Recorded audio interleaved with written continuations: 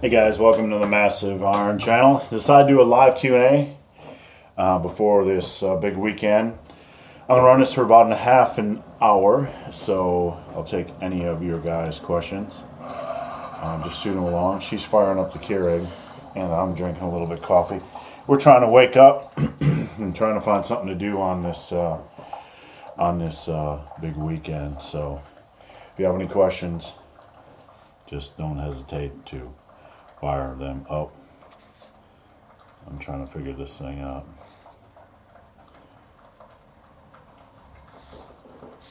Trying to figure it out.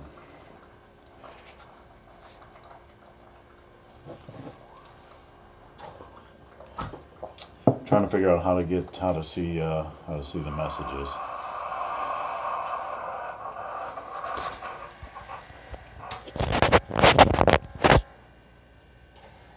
There we go. We got her. She's over there making noise. Sorry about that, guys. This is my first live Q&A. I've never tried this before on YouTube. I've been on YouTube for about 5 years, and I don't know if all of you guys have followed me so for that long, but how's it going, guys? Good to see some of you guys on. Hey, Ireland.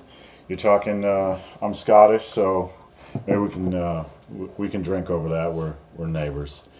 My family's very Scottish, so. Hiking this weekend. Jeff's asking where am I hiking this weekend. We're trying to figure that out because the weather up here is just absolutely nasty. So we were going to go to West Virginia and do Diamond Point, but the weather looks nasty. Steven says, hey Steve, do you have any advice for students training on a busy schedule, as in not a lot of rest? My biggest advice, and if I miss your question, just post it again. My biggest advice is to try to use a flexible schedule. I know you see a lot of advice on the internet about using a full body workout, etc. I would recommend instead doing an upper lower or a flex type of full body workout where you don't have to do something every other day, where you could do one like on Monday and then the next day you have to work out, whether it's 2 days from now or 3 days from now or 4 days from now, you do the next workout in the sequence. So you kind of alternate. So you don't have to stick to a specific schedule. It's a little bit more flexible. And I would also recommend doing rest pause training or block training where you can get in and out of the gym in 45, 50, 55 minutes. So I hope that helped. All right, guys, these questions are disappearing, so go ahead. All right, I'm just pulling them back up here. Hey, Alaska. Alaska is one of the few states I haven't seen. Hey, Steve, thoughts on Alpha Destiny's cheat rows and cheat shrugs? I don't know. I don't know what he does for cheat rows, to be honest with you. The power shrugs issue, I live off power shrugs, and you can see I got some pretty darn good traps. One thing to consider when you're doing power shrugs is that you want to also have time under tension, because when you're doing a shrug, you'll notice that there isn't a lot of time under tension. It's a very rapid movement. You're not placing a lot of time under tension. So even though you're using heavy weight, you're not getting a lot of time under tension. So I like to do a lot of reps for shrugs. So that's my best advice. If you're going to do cheat shrugs, do a lot of time under tension. And I do something called Power Shrug Hell. You can check that out. Let's see here. Should I go to the gym or watch your Q&A? It's 9 p.m. Go to the gym. You can watch this later. Go to the gym. Please go to the gym. So, black coffee here. All right. Sorry, let me get rid of this Facebook notification. There's always some goofball who doesn't follow me on YouTube who will send me spam messages. All right, guys, I'm going to try to run this for about a half an hour, so we got 26 no problem. If I don't answer your question completely or don't understand it fully, please do a follow up. So, black coffee. We're going to work in some beer tonight. Hey, Grease, how's it going? How's the day going? A little bit rainy and sloppy. I think the hurricane that's down in Texas is pushing a lot of rain up here, and it's raining outside my window, but we got a 3-day weekend, so we're going to try to make the best of it. All right, guys, send me your questions. Any questions? I don't care if it's on lifting, nutrition, anything crazy. Let's see, Scott says, when are we going to smoke some sticks? Well, when first I got to figure out where you live, because there's so many people that come in and out of my life. I know I follow you on Instagram, but I forget where you live. So anytime you're in the area. Jonathan says, how do you make your biceps grow more? High weight, high reps, or heavy weight? Biceps are a small muscle group. Okay, so the cornerstone of a bicep program is going to be, first and foremost, a combination of heavy vertical and horizontal rowing. This is a horizontal row. This is a vertical row or vertical pull. So those are the big two cornerstones of a bicep program. You have to have those in, and you have to be aggressive on progressive overload with horizontal and vertical pulling. After that, it comes down to, I like to hit the biceps with, I don't like to go low reps on biceps. You have to have progressive overload in the mix. But I like to do 10 to 12 to 15 rep sets on biceps. And for me, I've only really had to do about 4 to 6 sets a week. You don't need to overload your biceps. You got to remember something. The biceps are a small muscle group. Don't worry about the biceps as much. Worry about the triceps. You don't have to train the biceps a lot. You could use a couple exercises a week. 10 to 15 reps per set.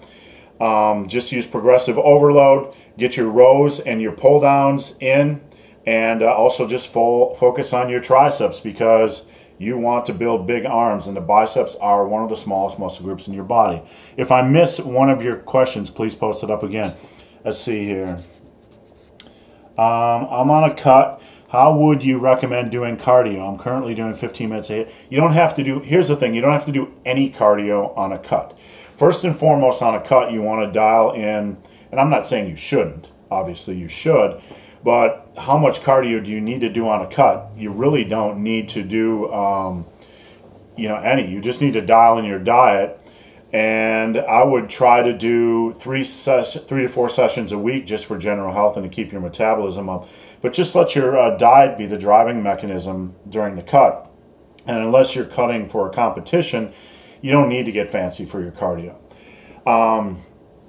When I do a lot of hiking on the weekend, so that's a great way to burn calories. I did an 8-mile hike last weekend, and I burned 2,400 calories in a day. 2,400. So that allows you, I like hiking because it allows you to burn a ton of calories, and you can eat a little bit more on that day and still lose weight. So that's a win. That's a win-win.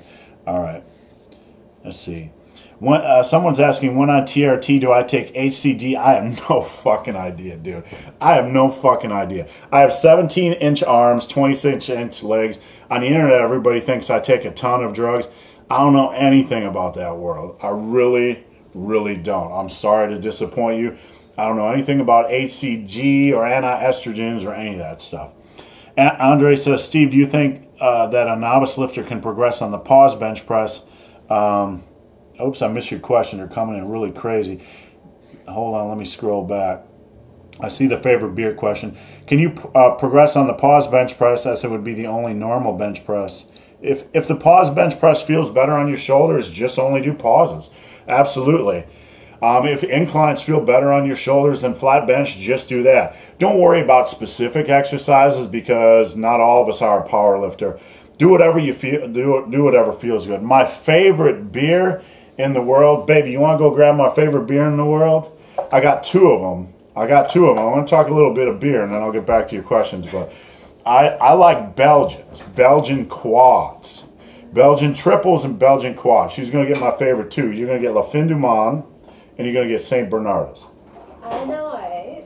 She's such a sweetheart. Give her some love. Give her some love. Let's talk beer, yeah. Hold on. We'll get back to training. Okay, so this is La Fin du Monde. This is a Belgian triple. This is like a 98 rating on Beer Advocate.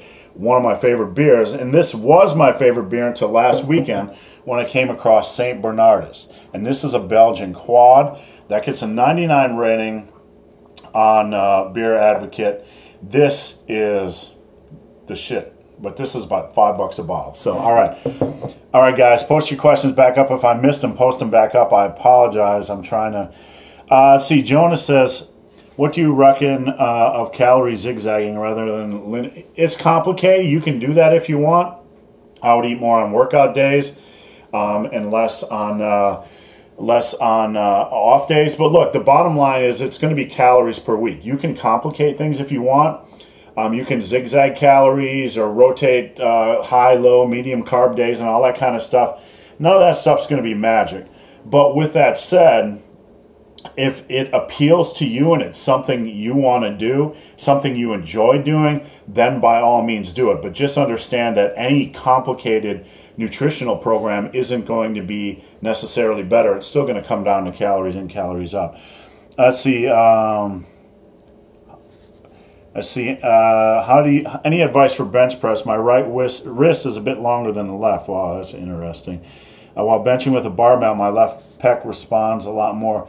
Wow, that's an interesting question, and I'm trying to figure out how to answer that. I'm just trying to picture that. If you notice imbalances and they're not bothering you, they're not causing strains or pains, then I would just continue doing normal movements. I would also, if you have some kind of physiological issue, a difference in leg size or arm size, I would strongly consider wearing wraps or some kind of support just as a preventative measure. So a lot of questions coming in, guys. I'm missing your questions. Let's see. Modi says, just post them. Thoughts on Dorian Yates type of training? That's a very good question. In my opinion, it's always been there's no magic training system. There's no magic training system. In the long run, it comes down to progression, consistency, a good exercise selection, and listening to your body so you don't jack yourself up and you continue to get into the gym. I don't like training to failure. I want to talk about training to failure just in general because it's a part of this issue. It's a part of the Yates style training, pushing sets to the limit. People make blanket statements when talking about training to failure. They will either say you can train to failure, you can't train to failure, so on and so forth. Every exercise is different. Some exercises really pound the body when you train to failure. Some exercises don't pound the body when you train to failure. So these arguments like you should train to failure, you shouldn't train to failure are foolish because they imply that all exercises are the same, and they aren't. You train to failure on the deadlift, it's going to jack you up a lot more than training to failure on barbell rows. With that said, I don't believe that you should ever push a set past the point where your form starts to break down or get sloppy. You want to live to fight another day. If you're pushing to failure on every set, then you're going to push yourself into that zone where your form might break down. So I don't care if you train to failure, I don't care if you don't train to failure, but never do a rep when your form breaks down. That is essential whether you're doing Dorian type of training or any type of training. All right, I'm trying to keep up on the question, guys, and if I miss them, this might be a boring question, but could a personal trainer, sorry, I missed it. Let's see, could a personal trainer looking to set their macros to the general calorie? I don't understand the question. I'm very sorry. Snorting pre-workout? No, don't snort your pre-workout. Kids, don't snort your pre-workout. The big, hairy, ugly dude doesn't snort his pre-workout. All right, I'm missing a lot of questions, so post them up again. Yeah, can you snort pre-workout? No. For a 42-year-old like me, is your rep goal system recommended? Absolutely, and here's why. The rep goal system teaches you only to do safe reps, which is essential. The rep goal system teaches you to stop a set when your form breaks down or you're about to fail on the next rep. So you're learning to train wisely and you're learning to train efficiently. Now, on any given day when you start to break down, when that set starts to break down, you're going to start to learn to stop that set. So it's a very efficient way to train. You just got to listen to your body in all things and make adjustments as needed. But yeah, it's one of the best ways to train. Do you really think Rich was snorting pre-workout? No, I don't think Rich Piano was snorting pre-workout. I really don't. I mean, Rich, he might have been a lot of things, and what he was or wasn't is debatable, but no, that's my opinion. What kind of splits are you running these days? I've been running, I kind of alternate between upper lower and a bro split, just depending on what I feel like. Lately I've been running an upper lower because I've been doing a lot of hiking. It's the summer months, and I don't always, sometimes I only get to the gym 3 times a week, sometimes 4, so I keep it a little bit more flexible. Let's see, I have an insane work schedule. Work days, 15 hours, so I train 3 body parts 3 days a week. We're getting blown up here. Do you, any system is good if it works within your schedule. Don't worry about specific systems. Worry about consistency, progression, good exercise selection. Don't worry, like, over the course of a 10, 15, 20-year lifting career, you're going to have different ebbs and flows where you can train more, train less, do more volume, less volume. So this obsession with all the numbers and the statistics and the minutiae in lifting really doesn't matter in the long run. Just focus on staying safe, using good exercise selection, and doing what you can at that point in your life, and you'll make plenty of gains. Sorry for my bad English. I am aiming to cut down to 180 from 200. I just can't seem to set my caloric intake. I still don't understand why you can't set your caloric intake. You just got to drop your calories till you're losing about 2 pounds a week. So if you're looking for a general advice on how many calories you eat, I can't tell you that. You need to set a baseline for a week, like 3,000, run 3,000 calories for a week, get on the scale first thing in the morning after urinating, and watch what that scale does. You're going to see some fluctuations from water weight, from sodium intake, from carb intake, but you're going to look for overall consistency over a period of a week, and you want to adjust your calories based on what the scale is doing. I can't toss out generic numbers, so you want to lose about 1.5 pounds to 2 pounds a week. I was doing normal barbell bench press like a week ago and no heavyweight, and I hurt top left tricep a little bit. My technique is good, so I don't know if there was a problem. Hey, look, sometimes you just get injured because we're lifting heavy weight. I go into the gym and I can train good for 2 years in a row, and then I did a workout in Canada earlier this year, and I strained my wrist and my shoulder and my elbow on just a random set of Arnold presses. It's just the way it works sometimes. Sometimes the body just isn't running full speed that day. Injuries happen. That's why we have to approach every set wisely and try to minimize that possibility of injury. I got about 10 minutes left here, guys. Let's see. What do you think the hypertrophy results would look like after doing 100 body weight calf raises per day? I don't know. I mean, I think one of the issues with calves is that people don't do enough frequency. They don't do enough heavy weight, and they don't attack calves with the same passion as they do the chest or the biceps or triceps. What I advocate when somebody has small calves is that they do frequency, and they attack them with heavy weight, both of them. So, volume, frequency, and intensities, which is weight relative in 1 rep back. So you can really try anything. You can try body weight calf raises, but I would also get some heavy ass weight up in that mix. All right, I got about 10 minutes left on the Q&A, guys, so I'm trying to keep up. If the rep goal system is, what about the rep goal system is killing you? What about the rep goal system is killing you? Is it pushing every set to the limit? Are you doing too much volume? Because that's just a method of making every set count. If a set is killing you, when you're taking that set for as many reps as possible, it's it could be your form. It could be you're doing too much volume. It's a huge red flag when you tell me that pushing a set for as many reps as possible is killing you. That could mean you have a good level of strength already, and if that is the case, you don't need to push every set to the limit. You could switch over to doing like four sets of 10 for an exercise and then progressing when that weight felt manageable. So if you have a good level of strength, you probably don't need to be doing the rep goal system. That's more once you've built up a quality level of strength, then you probably, if you're getting beat up doing something like that, it's a red flag. So you probably need to switch over to something different. Is the rep goal system something you made something I made a video on? I wrote a book on it. I wrote a book on the rep goal system. That's available at muscleandbrawn.com under the shop.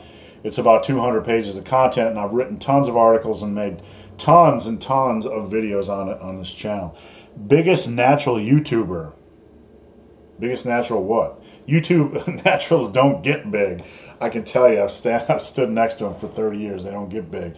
They aren't. Do you mean channel size or muscle size? It's not Jason Blaha, I'll tell you that much. And I'm not being dismissive of the question, but naturals just aren't. They can look good. I'm not saying they don't look good, but you know they're going to be like 190. 190, 195 if they're 5'10", 5'9". So they're not mass monsters. They still look good. Chris Jones looks good in person. I just saw Chris 2 weeks ago. There's a lot of naturals that look good in person. So Chris Jones, he has a lot of natural aesthetics. He just has a good looking body and no homo. So all right, naturally enhanced. I don't know what that means. All right, guys, I got about 9 minutes left. Shoot me your questions. What are your thoughts on SARMs? SARMs, waste of money, overpriced, waste of money. If you're going to go that route, you might want to just go to the... How tall are you, big, hairy, ugly dude? 5'10", 5'10". I look a lot bigger in my pictures due to my bone structure, but I am a legit 5'10". I'm not like a Jason Blaha 5'10". You know what I'm saying? Do you do any mobility work? Nah. All I got time for during the week is lifting weights and hiking and beer drinking and cigar smoking and snuggling with my girlfriend. I don't have time for foam rolling or stretching or mobility work. Not saying it's bad. It's just a priority thing. I just don't have time for it, so I don't do it. I just would rather do some mobility snuggling, if you know what I'm saying. I've never taken ab training seriously.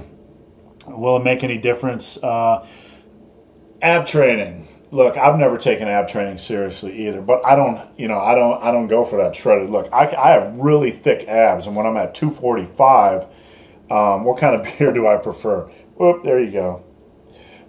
When I'm at 245, you can see my top two abs. I don't take ab training seriously, but core stability is very important. You want to have a strong core because as we get older, you want to have a good, strong lower back, and you want to have a good, strong core. So if you hate ab work, just drop the crunches, drop the sit-ups, and just do things like planks and ab wheel rollouts a couple times a week. Boom, get them over with, done. All right, guys, I got about 7 minutes left. If I missed your question, please post it up again. Thanks. I appreciate that. I appreciate all the kind words, and I'm going to keep trying to... Weighted sit-ups. I've tried weighted sit-ups. I've tried decline weighted sit-ups. They're not bad. You just can't try to do like 10 to 15 reps. If I was doing decline sit-ups with a dumbbell on my chest or a 45-pound plate, I would just try to do a lot of reps, and that always felt better for me. What do you think about non-stim pre-workouts? Look, there's a lot of research on creatine and beta-alanine alone. And guys will be like, it doesn't do a lot for me. Look, it might only enhance things by 1%. I mean, but the research behind creatine and beta-alanine with it, yes, my name is Steve Shaw. The research behind creatine and beta-alanine is rock solid. And that doesn't mean that just because the research is rock solid that it's going to give you anabolic type benefits, but it's so inexpensive that it's just simply, if you want to go the non-stim route, you're not going to waste a lot of money. You can buy a lot of creatine, a lot of beta-alanine for $10. So it's definitely something I would do just because of the research there. Favorite trap exercise besides shrugs? That's a good question. I like you can sit on a cable machine and set the cable really low and do rows up here. Do rows up to the eyes. You do a lot of those, you'll really feel the traps. And plus, overhead presses, they work the traps good. So those are a couple of my favorite traps exercises outside of... I like static holds as well. Static holds give you a lot of time under tension. So when you're doing shrugs, I like to end with static holds. Now, a static hold isn't something I normally recommend on a lot of exercises, but during a static hold, your traps are working to keep your arms attached to your body while you're holding 600 pounds, so they're contracted like a bear. So I like static holds, and I also like the upright rows up here with like on a cable machine. You can really feel your triceps hit. All right, I got about 5 minutes left, guys. Hit it up, hit it up. I'll try to get your questions in if I missed it. Can you please? No, I can't scroll up. I'm sorry. You're gonna have to post your question again. Simply too many questions. Thoughts on nucleus overload? I have no idea what that is. You're gonna have to explain what that is. Sorry, never heard of it before. Never heard of it before. Close grip bench press as a main tricep builder. That's a very good question. I think when you're working on triceps, you want to have a press variation, and you also want to have an extension. Now with the triceps, a lot of people are mistaken that rotation isn't a part of the triceps, isn't a function of the triceps, and it is. So you want to have a press, and you also want to have some kind of an extension or rotation exercise, like an extension or a lying skull crusher. It's okay to have elbow travel because the long head of the triceps has two functions, rotation and extension. The rotation part becomes very apparent when you're doing like pullovers, dumbbell pullovers. You think you're just working back or chest, and then you notice your triceps are getting hammered as well. So close grip bench press are a great tricep builder, but you also want to piggyback it or combine it with an extension, like tricep extensions or lying, I don't call them skull crushers, I call them lying tricep extensions. Are wrist straps bad for deadlifts? No, they're not bad. This is such a huge myth. I want to explain something to you. There was a study, and I don't have the study. Am I Brian Shaw's little brother? He's my little brother. There was, because I'm older than him, there was a study that showed that back strength, that grip strength is tied into back strength. And it makes sense because physiologically, when you have a weak back, it's going to send a signal to release the weight because your body doesn't want to injure your spine. Your body doesn't want to injure your spine because that is the center of your central nervous system. So if you have a strong back, it's going to allow you to grip things longer. The body is going to be more willing to hold on to things. There was some research that backed this, but it's very, very limited, and obviously we need more research. I deadlift only with straps. I'm not in the gym to train my back or deadlift on my grip. If your grip is weak, do grip work afterwards. I do not want you to risk hurting your lower back during deadlifts or during any back exercise like heavy dumbbell rows or barbell rows by the bar slipping because you're using heavy weight. You do not want to risk hurting your lower back. Use straps. Use straps. Train those movements. Train your back. Train your deadlifts. And then if your grip is weak, do grip work afterwards. That is my opinion. And that is my opinion as someone who has deadlifted almost 800 pounds who use straps exclusively. All right, guys. 1 minute left. I got time for a couple more questions. Would you recommend rider wear shoes? I have no idea what they are, so I'm very sorry. Very sorry. Good news. Prefer underarm isolation movements. I'm not really sure what you're referring to. Sorry. All right, guys, got another minute. Hit me up. Hit me up. Hit me up.